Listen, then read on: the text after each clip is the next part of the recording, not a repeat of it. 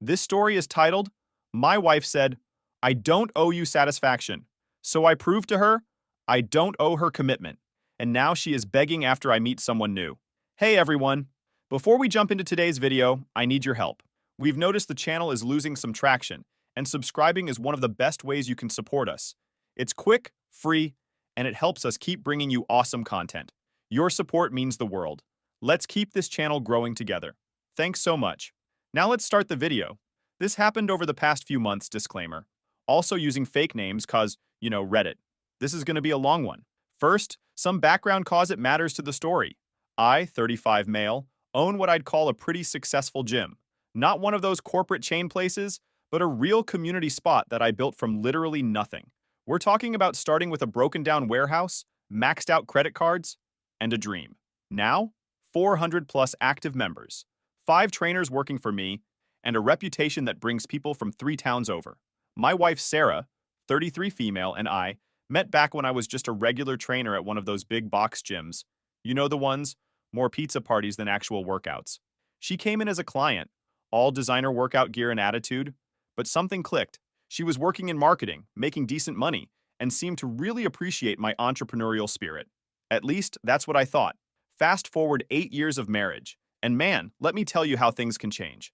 The signs were there, but you know how it is when you're grinding. Sometimes you're too busy building to notice your foundations cracking. So here's where it all went sideways.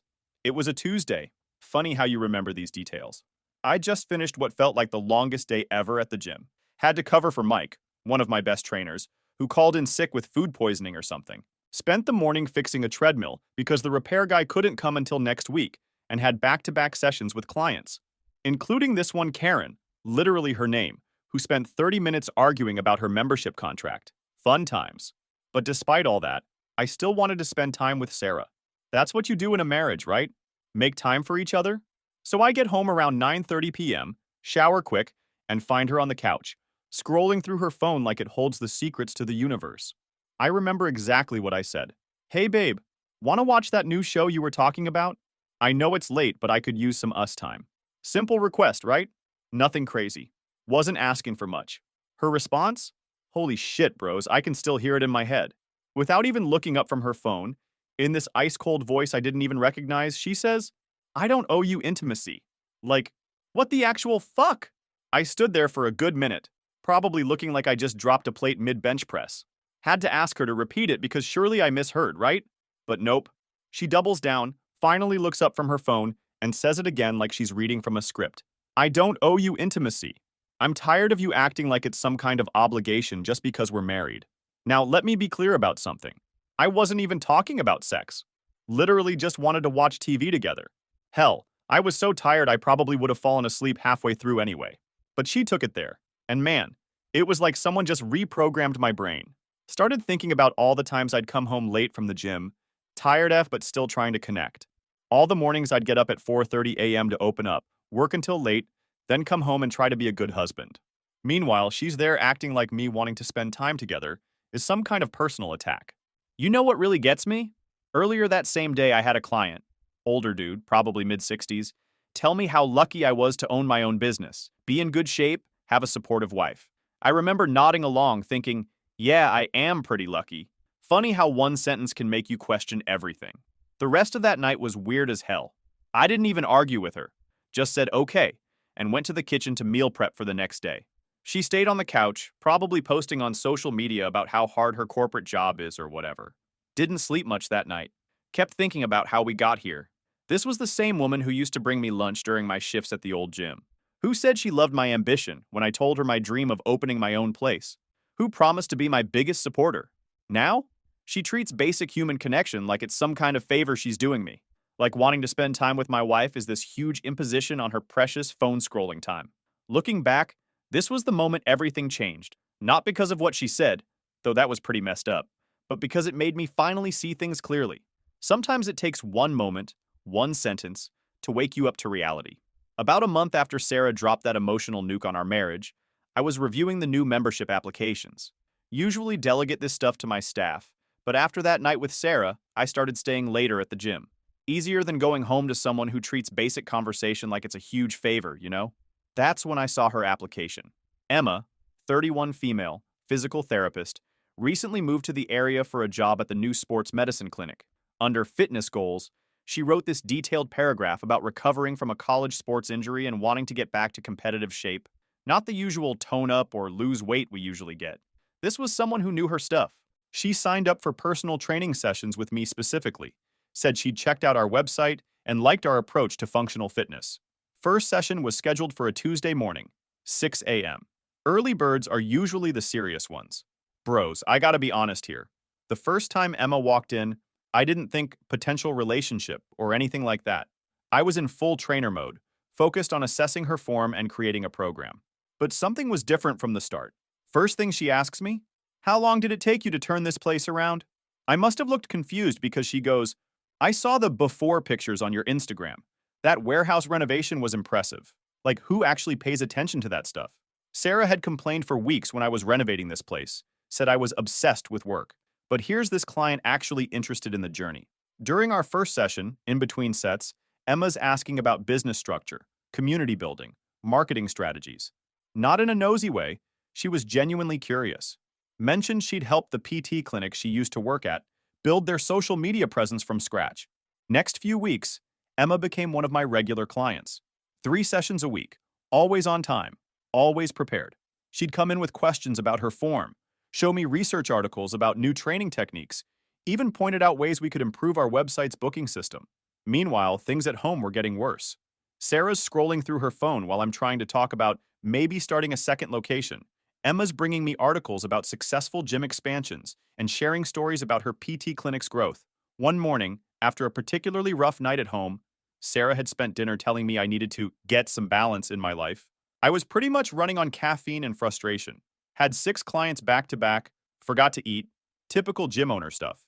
Emma shows up for her session, takes one look at me and says, "You look like you're about to crash." Before I can even respond, she pulls out this protein shake from her bag. "Made extra this morning. Figured you might need it. It's got that grass-fed whey protein you mentioned liking." It wasn't anything fancy, just a basic shake. But man, the thoughtfulness of it hit different. When was the last time Sarah had done anything like that? Hell, when was the last time she'd even asked how my day was without following it up with a complaint? To be absolutely clear, nothing happened between me and Emma during this time. I'm not that guy, never will be. Everything was completely professional, but it did make me start seeing things differently. Like how Emma would get excited hearing about my plans for the gym's future, while Sarah would roll her eyes and call it my obsession. Or how Emma would notice when I was stressed and offer genuine support, while Sarah would use my stress as ammunition in arguments. The contrast was getting harder to ignore. One morning, I'm telling Emma about this new training program I'm developing for senior clients. She immediately starts sharing her PT experience with older patients, offering insights I hadn't even considered.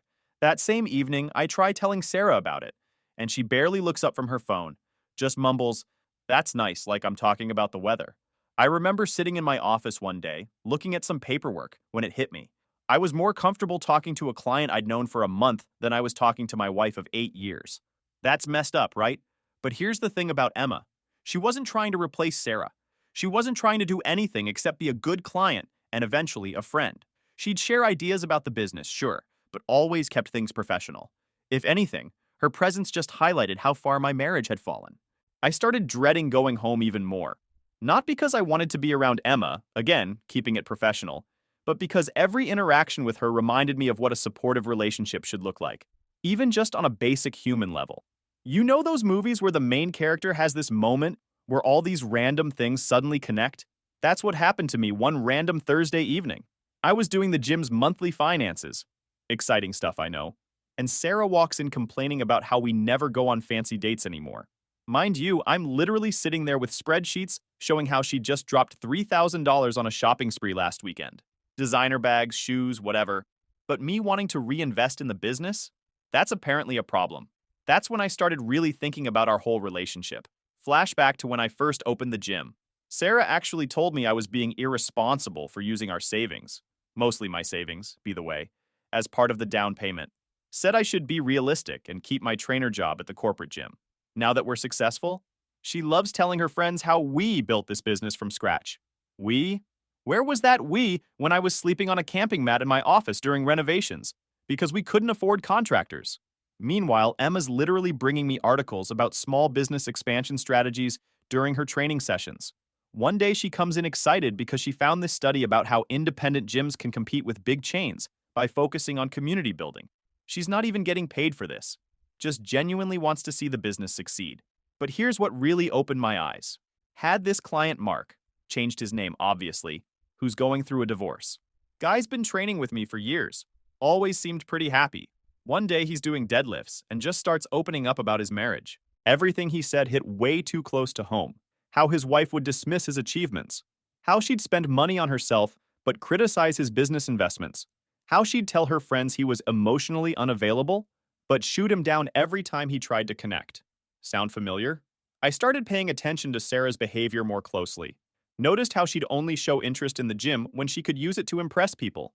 Like when her college friends visited.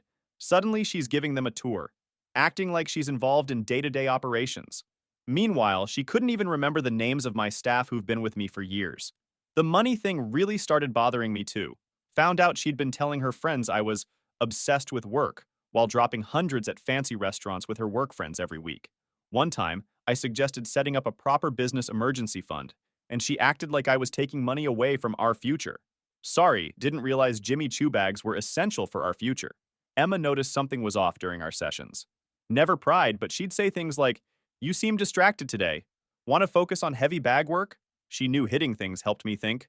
One time, I mentioned dealing with some business stress, and she shared this breathing technique she uses with her PT patients. No judgment, no criticism, just genuine support. Then came this eye-opening moment at Sarah's company party. First one I'd been to in a while because, running a business.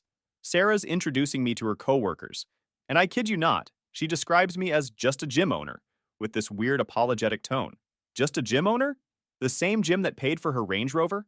Meanwhile, Emma's telling her PT clients about my gym's adaptive fitness program for seniors, something she helped develop ideas for.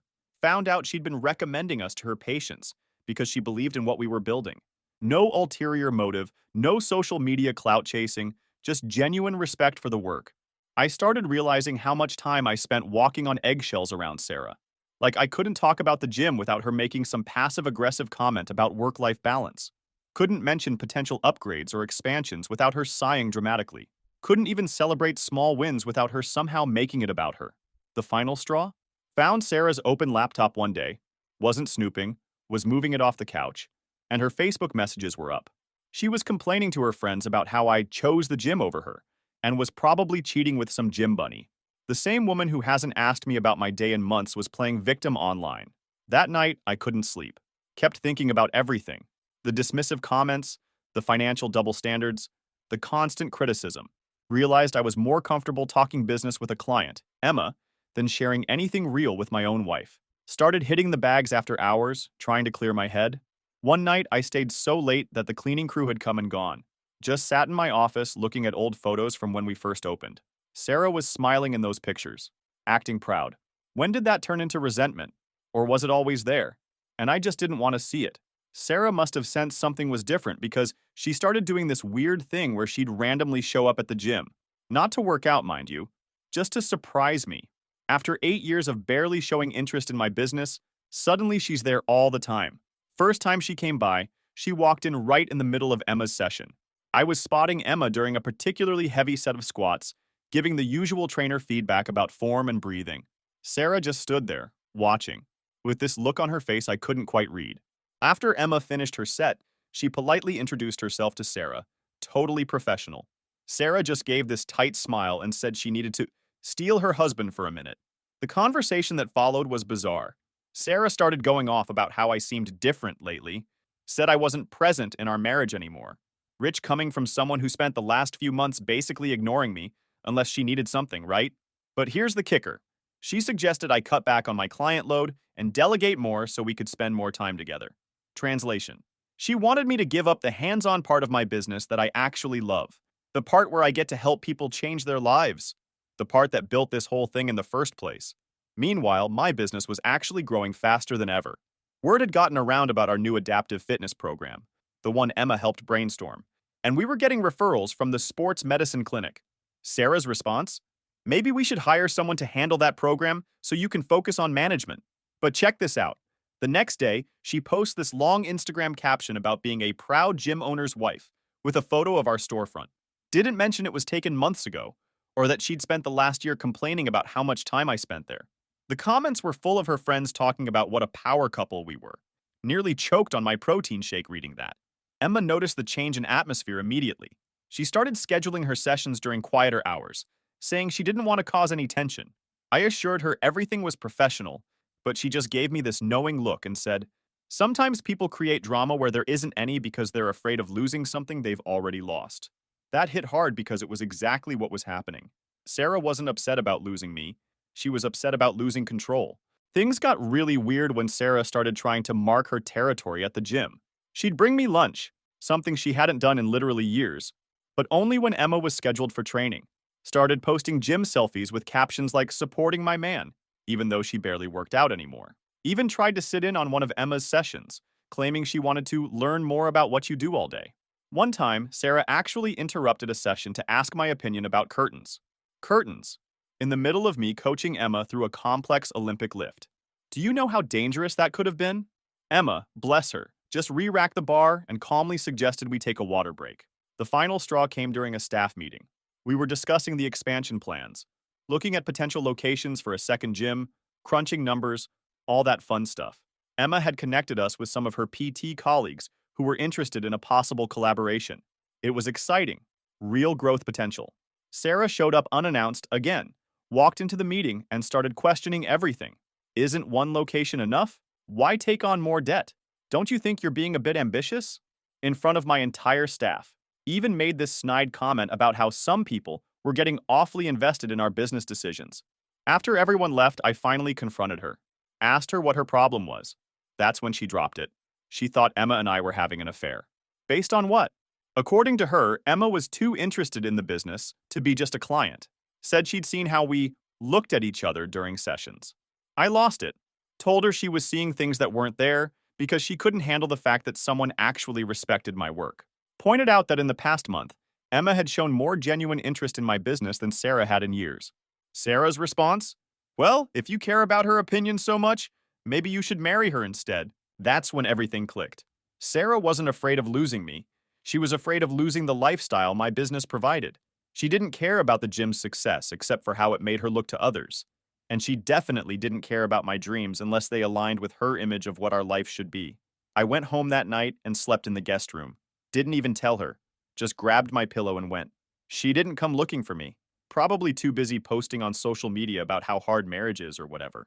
That first night in the guest room was weird. Kept waiting for Sarah to come knocking, to ask what was wrong, to show literally any interest in fixing things. She didn't. Instead, I could hear her on the phone in our bedroom, probably telling her friends about what a terrible husband I was. The walls in our house aren't that thick, and I definitely caught phrases like "married to his gym" and "that woman," meaning Emma. Next morning was even weirder. Sarah acted like everything was normal, made coffee, asked if I wanted breakfast, like she hadn't just accused me of having an affair in front of my entire staff the day before. I grabbed my gym bag and left without eating. She posted on Instagram an hour later about marriage taking work, with some stupid inspirational quote background. The disconnect was insane. At the gym, I had to do damage control. Called a staff meeting before opening and explained the situation. Told them straight up, there was nothing going on with Emma, but my marriage was definitely having issues. They were surprisingly supportive. Mike, my head trainer, actually said he'd been wondering how long I'd put up with Sarah's behavior. Apparently, she'd been making snide comments to staff when I wasn't around. Emma texted saying she was switching to training with Ashley, our female trainer, to avoid causing more drama. I respected that, but it also made me angry. Why should a paying client have to change their routine because my wife couldn't handle the fact that someone actually valued my work?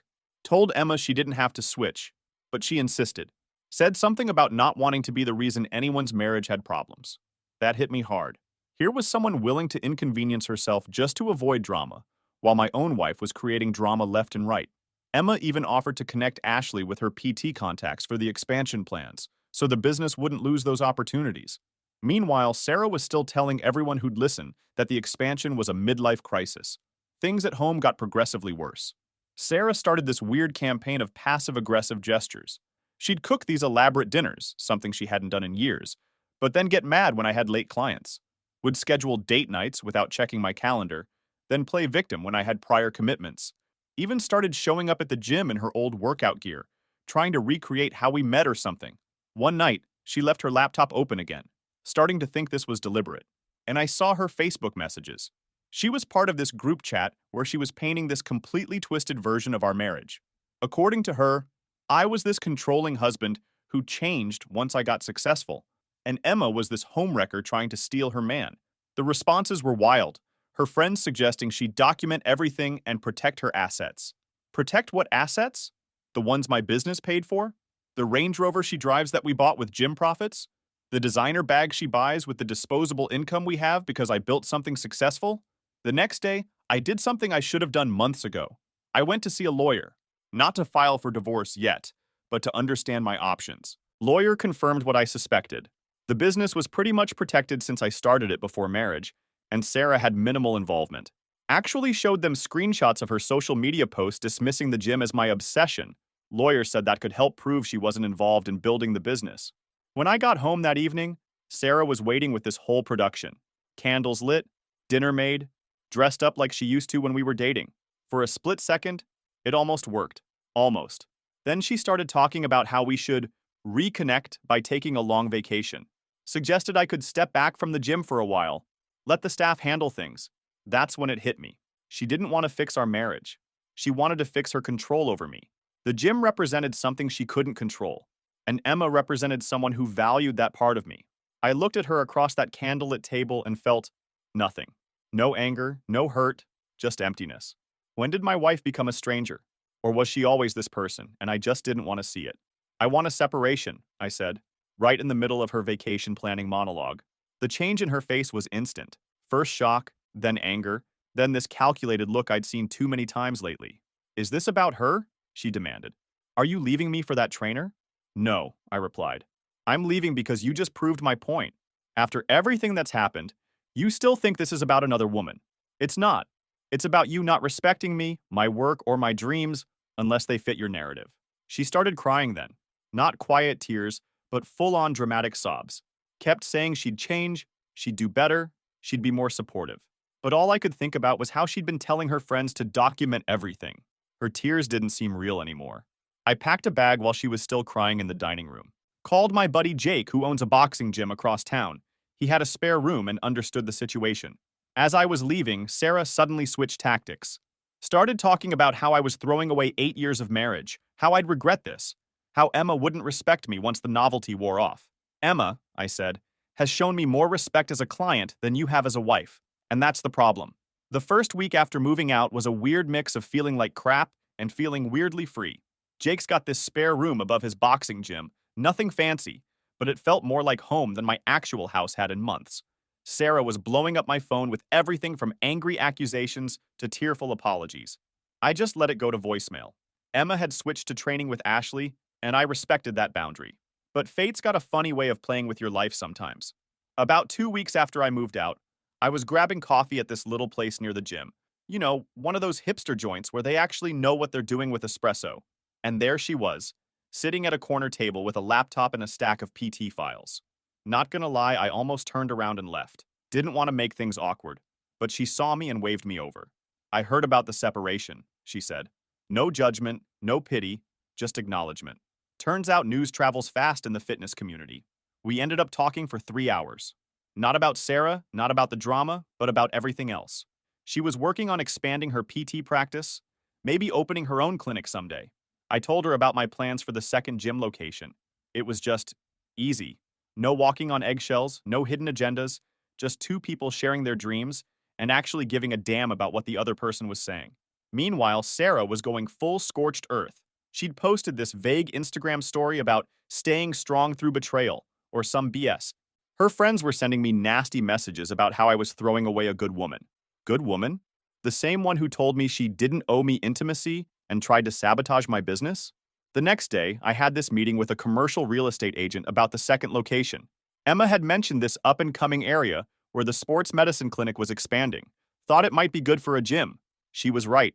The demographics were perfect. Lot of young professionals. Not much competition.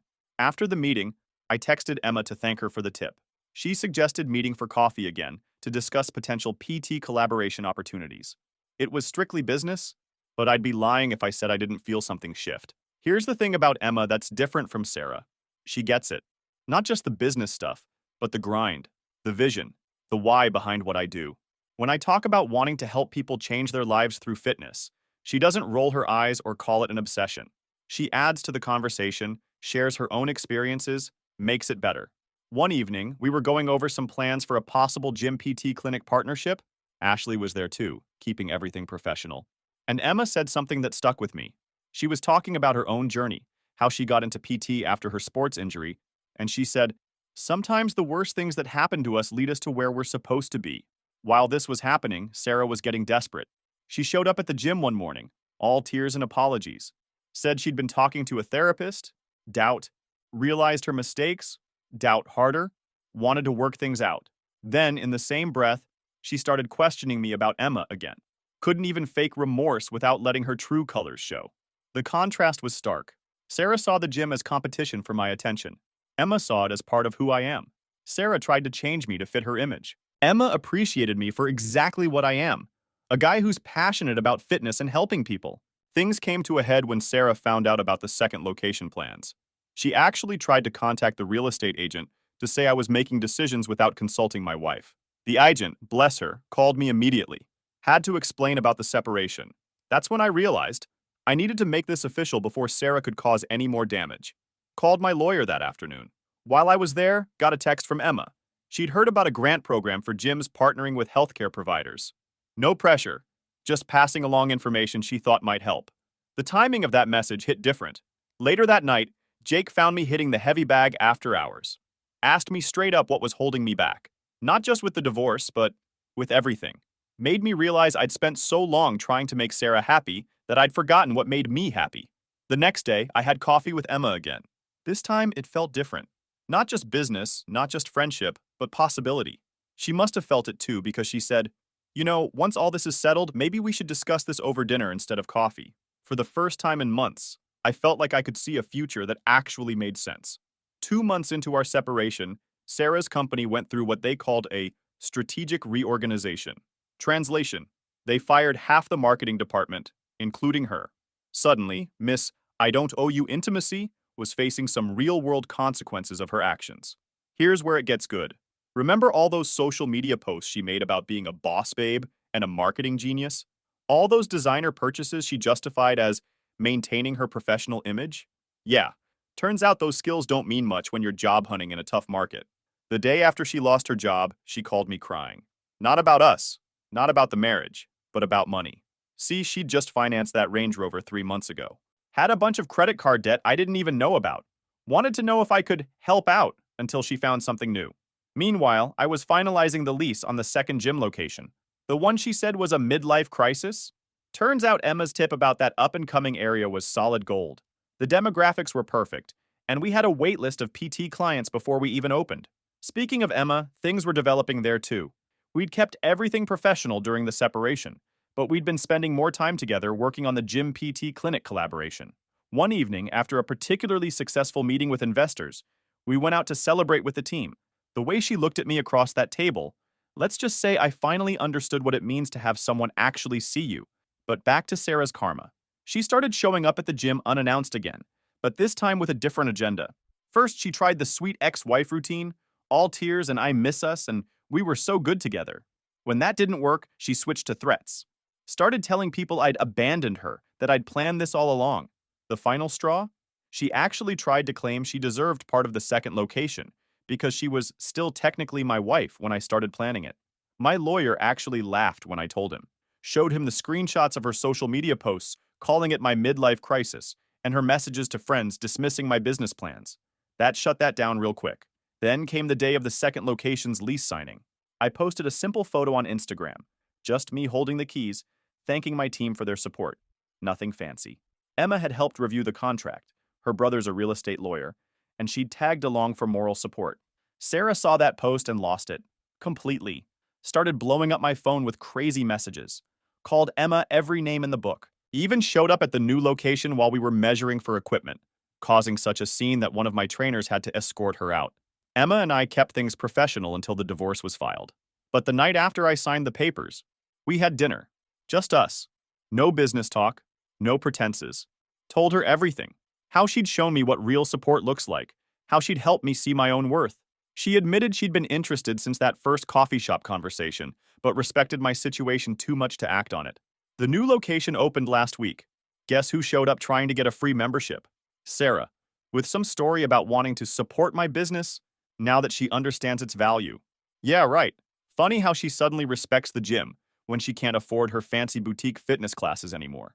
Emma was there for the opening, not as a client or a business partner, but as my date. The look on Sarah's face when she saw us together, priceless. Especially when Emma started talking about our plans for a third location that'll include a full PT clinic. The best part? Sarah's Range Rover got repossessed last week. She's driving a used Civic now. Karma's a beautiful thing, isn't it? Edit. For those asking, yes, Emma and I are officially together now. No, we didn't cheat. Sometimes life gives you a second chance at happiness. You just have to be brave enough to take it. Edit 2. Sarah, since you're definitely reading this, the gym membership answer is still no, and I want my old hockey jerseys back. Final update. You guys asked for gym progress pics. Just posted them on my fitness Instagram, same username. And yes, that's Emma spotting me on bench press. We're that couple now, and I'm not even sorry about it.